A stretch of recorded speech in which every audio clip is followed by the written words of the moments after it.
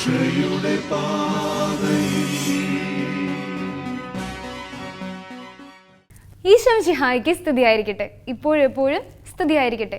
അപ്പം എന്തൊക്കെയുണ്ട് വിശേഷം? സുഖമല്ല എല്ലാവർക്കും? അപ്പം നമുക്കൊന്ന് പ്രാർത്ഥിച്ചാലോ?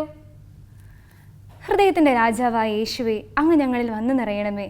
അവിടെ നിന്ന് ഞങ്ങൾക്ക് ചെയ്തു തന്ന നിരവധിയായ അനുഗ്രഹങ്ങൾക്ക് അങ്ങേക്ക് ഞങ്ങൾ നന്ദി പറയുന്നു. അങ്ങേ പരിശുദ്ധാത്മാവിനെ അയച്ച് ഞങ്ങളുടെ ബുദ്ധിയെ പ്രകാശിപ്പിക്കണമേ.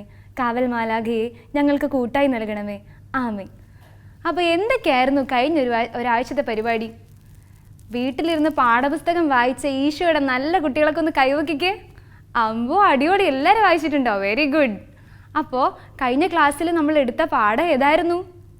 ഇസ്രായേലിൻ്റെ പ്രാർത്ഥനകളും ബലികളും. എന്തൊക്കെ കാര്യങ്ങൾ നമ്മൾ അതിൽ പഠിച്ചത്? പ്രാർത്ഥന, ദേവാലയം, സിനഗോഗ്, സങ്കീർത്തനങ്ങൾ. എന്താണ് പ്രാർത്ഥന? ദൈവവും മനുഷ്യനും തമ്മിലുള്ള അഭേദ്യമായ ബന്ധം വെളിപ്പെടുത്തുന്നതാണ് പ്രാർത്ഥന എന്ന് പറയുന്നത്, അല്ലേ? ദൈവ മനുഷ്യനായിട്ടുള്ളൊരു സംഭാഷണമാണ് പ്രാർത്ഥന എന്ന് പറയുന്നത്. പിന്നെ നമ്മൾ പഠിച്ചത് എന്താ? ഇസ്രായേൽക്കാരുടെ പ്രാർത്ഥനയെ പറ്റി നമ്മൾ കേട്ടിട്ടുണ്ടായിരുന്നു, അല്ലേ? ഓക്കെ. പിന്നെ നമ്മൾ പഠിച്ചത് ദൈവാലയത്തെ പറ്റിയാണ്. ദൈവം വസിക്കാൻ തിരഞ്ഞെടുത്ത സ്ഥലമാണ് ദൈവാലയം എന്ന് പറയുന്നത്. നമ്മൾ സോളമൻ രാജാവ് പണിത ഒരു പള്ളിയെ പറ്റി കേട്ടായിരുന്നു. ഏതായിരുന്നു ആ ദേവാലയം? ജെറുസലേം ദേവാലയം. ഈ ജെറുസലേം ദേവാലയം എന്ന് പറയുന്നത് ഇസ്രായേൽ ജനത്തിന് സാന്നിധ്യമേകാൻ ദൈവം തിരഞ്ഞെടുത്ത സ്ഥലമാണ് ജെറുസലേം ദേവാലയം എന്ന് പറയുന്നത്. പിന്നെ നമ്മൾ എന്താ പഠിച്ചത്? സിനഗോഗിനെ പറ്റി പഠിച്ചു. എന്താണ് സിനഗോഗ് എന്ന വാക്കിൻ്റെ അർത്ഥം? ഒന്നിച്ചു കൂടുക. സുനാഗോ എന്ന് പറയുന്ന ഗ്രീക്ക് പദത്തിൽ നിന്നാണ് സിനഗോഗ് എന്ന വാക്കുണ്ടായതെന്ന് നമ്മൾ പഠിച്ചു, അല്ലേ? എന്തിനു വേണ്ടിയാണ് സിനഗോഗുകൾ നിർമ്മിച്ചത്? യഹൂദര് നാടുകടത്തപ്പെട്ടപ്പോൾ അവരൊന്നിച്ചു കൂടുന്നതിന് വേണ്ടിയിട്ടും അവരുടെ വിശ്വാസം പ്രകടിപ്പിക്കുന്നതിനൊക്കെ വേണ്ടിയിട്ടാണ് അവർ സിനഗോഗ് നിർമ്മിച്ചത്.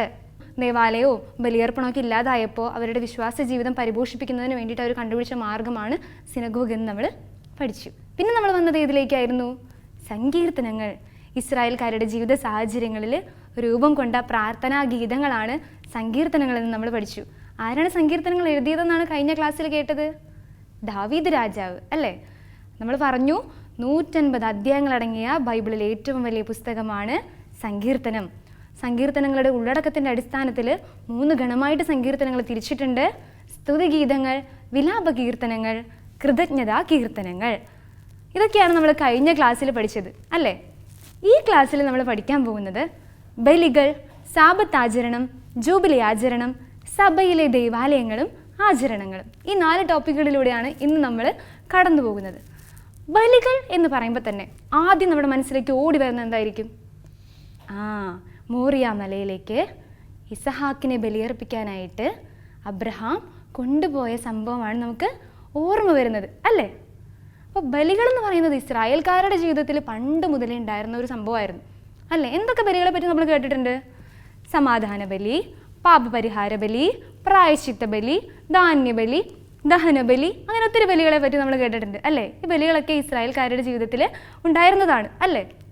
ഇനി എന്തിനാണ് ഇങ്ങനെ ബലികളൊക്കെ ഇസ്രായേൽക്കാർ ആചരിച്ചിരുന്നത്? എന്താണ് ഈ ബലികൾ കൊണ്ട് അവർ ഉദ്ദേശിച്ചിരുന്നത്?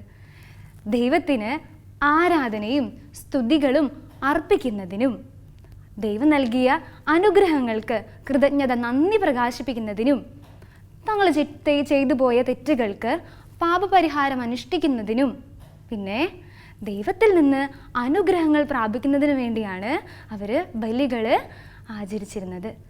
അപ്പോൾ ഇനി ദേവാലയത്തിലായിരുന്നു ബലിയർപ്പണങ്ങളൊക്കെ നടന്നിരുന്നത്, അല്ലേ? അപ്പോൾ ആരാണ് ദേവാലയത്തിൽ? ഇപ്പോൾ ഇസ്രായേൽക്കാർക്ക് മോശ വഴി ദൈവം നൽകിയ നിർദ്ദേശങ്ങളിൽ ബലിയർപ്പണത്തെ പറ്റിയുള്ള നിർദ്ദേശങ്ങളും ദൈവം കൊടുത്തിട്ടുണ്ടായിരുന്നു. ദേവാലയത്തിൽ ഒരു വ്യക്തിക്ക് വേണ്ടിയിട്ടോ അല്ലെങ്കിൽ ഒരു സമൂഹത്തിന് വേണ്ടിയോ ബലിയർപ്പിക്കാമായിരുന്നു. ദേവാലയത്തിലെ ബലികൾ അർപ്പിച്ചിരുന്നത് പുരോഹിതന്മാരായിരുന്നു. ലേവ്യർക്കായിരുന്നു ഈ ദേവാലയത്തിലെ ബലിയർപ്പണത്തിൽ പ്രമുഖ സ്ഥാനം ലഭിച്ചിരുന്നത്. അപ്പോൾ നമ്മൾ എന്തൊക്കെ കാര്യങ്ങളാണ് പഠിച്ചത്? ഏതൊക്കെ തരത്തിലുള്ള ബലികളുണ്ടെന്ന് പഠിച്ചു, എന്തിനാണ് ബലികൾ അർപ്പിക്കുന്നത് എന്ന് പഠിച്ചു, പിന്നെ ആരാണ് ബലികൾ അർപ്പിച്ചിരുന്നത് എന്ന് പഠിച്ചു. ഇനി നമ്മൾ പഠിക്കാൻ പോകുന്നത് എന്താണ് ബലി? എല്ലാം സൃഷ്ടിച്ച ദൈവത്തിന് മനുഷ്യർ അർപ്പിക്കുന്ന ആരാധനയാണ് ബലി എന്ന് പറയുന്നത്. എന്താണ്? എല്ലാം സൃഷ്ടിച്ച ദൈവത്തിന് മനുഷ്യൻ അർപ്പിക്കുന്ന ആരാധനയാണ് ബലി എന്ന് പറയുന്നത്. ഇപ്പം നിങ്ങളോട് ആരെങ്കിലും ചോദിക്കുകയാണ്, നമ്മൾ ആരോടെങ്കിലും ചോദിക്കുകയാണ്, ഒരു പെൻസിൽ തരുമെന്ന് ചോദിക്കുമ്പോൾ എന്നാൽ കൊണ്ടുപോയി എടുത്തോ എന്ന് പറഞ്ഞൊരു പെൻസിൽ നമ്മുടെ നേർക്ക് നീട്ടുന്നതാണോ? അല്ലെങ്കിൽ ഇന്നാ വെച്ചോട്ടോ എന്ന് പറഞ്ഞൊരു പെൻസിൽ നമ്മുടെ നേർക്ക് നീട്ടുന്നതാണോ നമുക്ക് ഏറ്റവും സന്തോഷം തോന്നുന്നത്, നമുക്ക് ഏറ്റവും സ്വീകാര്യമായിട്ട് തോന്നുന്നത്? ഇന്നാ വെച്ചോ എന്ന് പറഞ്ഞ് രണ്ടാമത് പറഞ്ഞതാണല്ലേ. അതുപോലെ തന്നെയാണ് ബലിയും.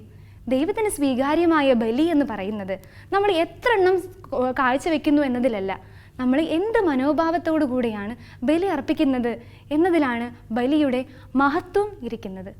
നമ്മൾ ബലിയർപ്പണത്തിലൂടെ നമ്മൾ നമ്മെ തന്നെയാണ് ദൈവത്തിന് കാഴ്ചവെക്കുന്നത്.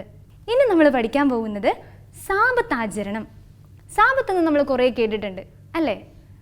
ദൈവം 6 ദിവസം കൊണ്ട് സൃഷ്ടികർമ്മം പൂർത്തിയാക്കി 7-ാം ദിവസം വിശ്രമിച്ചതിനെ അനുസ്മരിച്ചുകൊണ്ടാണ് ഇസ്രായേൽക്കാർ ആഴ്ചയുടെ അവസാന ദിവസം സാബത്തായിട്ട് ആചരിക്കുന്നത്.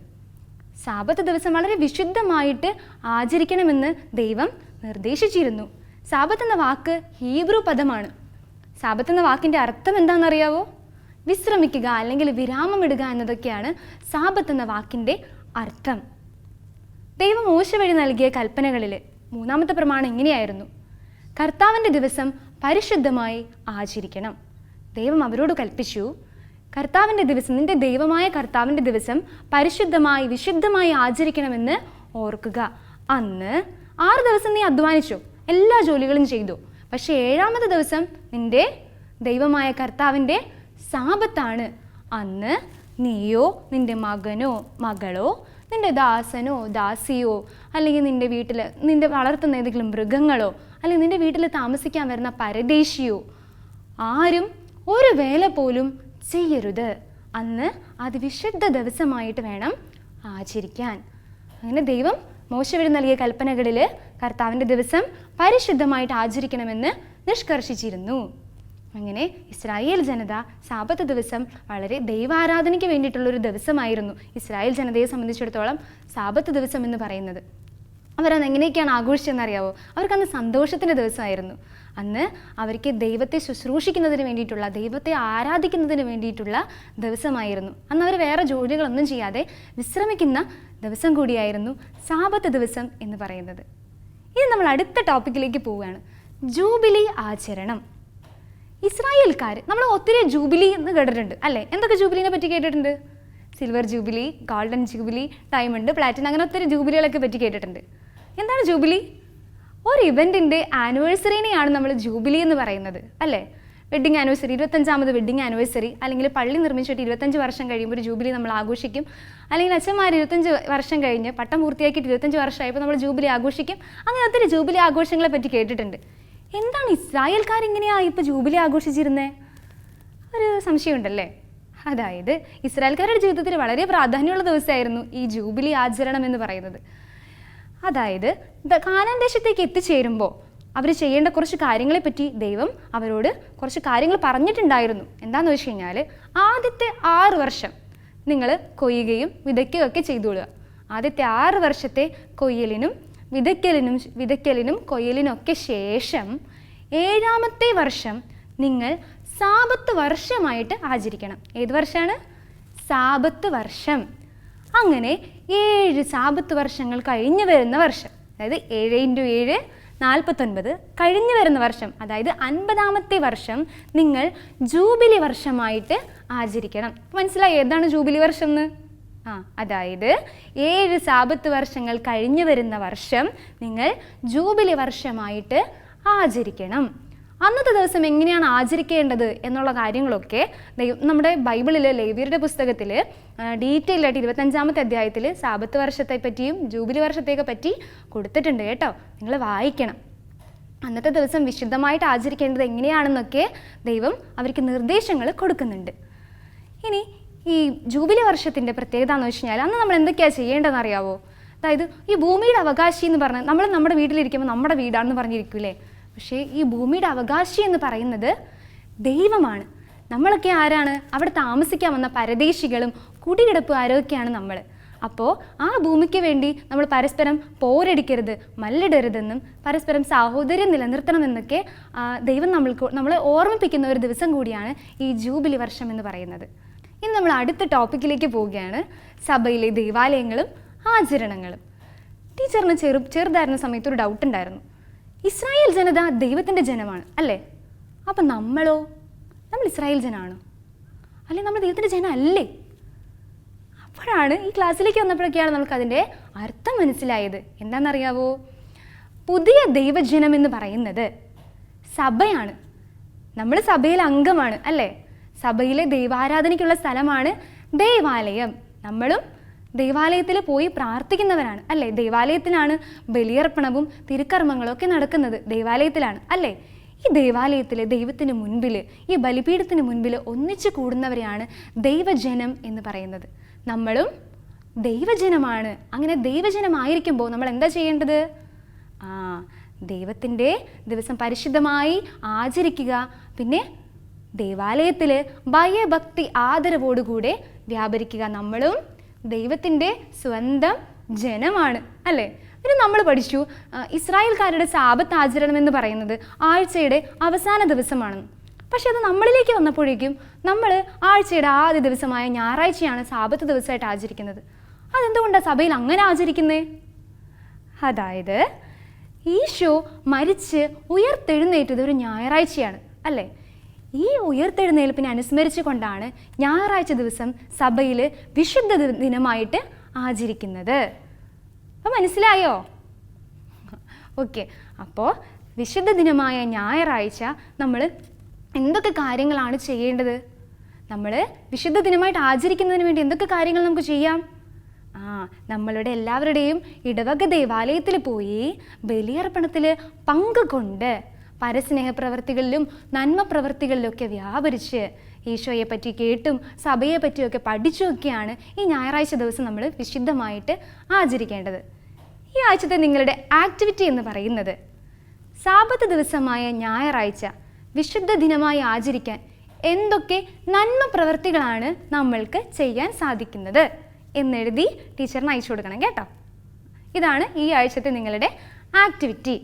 അപ്പോൾ ഇസ്രായേൽ ജനതയെ സംബന്ധിച്ചിടത്തോളം ദേവാലയവും ബലിയർപ്പണവും പ്രാർത്ഥനയുമൊക്കെ ദൈവവുമായിട്ടുള്ള ബന്ധത്തിൻ്റെ അടയാളങ്ങളായിരുന്നു.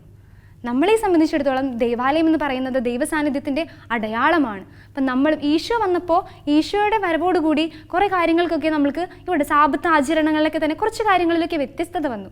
നമ്മൾ ഈശോയുടെ കുഞ്ഞുമക്കളാവണമെങ്കിൽ എന്ത് ചെയ്യണം? സഭ കൽപ്പിക്കുന്ന ആചാരങ്ങളും അനുഷ്ഠാനങ്ങളൊക്കെ അനുസരിച്ച് ഈശോയുടെ നല്ല മക്കളായിട്ട് ജീവിക്കണം. അപ്പോഴേ നമ്മൾ ആരായി തീരൂ? ഈശോയുടെ നല്ല ശിഷ്യരായി തീരുള്ളൂ. നമുക്കൊരു വചനം പഠിച്ചാലോ? ജോഷുവ 1-ാം അധ്യായം 9-ാം വാക്യം. ശക്തനും ധീരനുമായിരിക്കണമെന്നും ഭയപ്പെടുകയോ പരിഭ്രമിക്കുകയോ ചെയ്യരുതെന്നും ഞാൻ നിന്നോട് കൽപ്പിച്ചിട്ടില്ലയോ? നിന്റെ ദൈവമായ കർത്താവ് നീ പോകുന്നിടത്തെല്ലാം നിന്നോട് കൂടെ ഉണ്ടായിരിക്കും. അപ്പോൾ നമുക്ക് പ്രാർത്ഥനയോടുകൂടെ ഇന്നത്തെ ക്ലാസ് അവസാനിപ്പിക്കാം. സ്നേഹസമ്പന്നനായ പിതാവേ, ദൈവസാന്നിധ്യം നിറഞ്ഞു നിൽക്കുന്ന ദൈവാലയത്തിൽ അതീവ ആദരവോടുകൂടെ വ്യാപരിക്കുവാനും ഭയഭക്തി ആദരവോടുകൂടെ തിരുക്കർമ്മങ്ങളിൽ പങ്കുകൊള്ളുവാനും ഞങ്ങളെ സഹായിക്കണമേ. ആമേൻ. ഈശോ മിശിഹായ്ക്ക് സ്തുതിയായിരിക്കട്ടെ.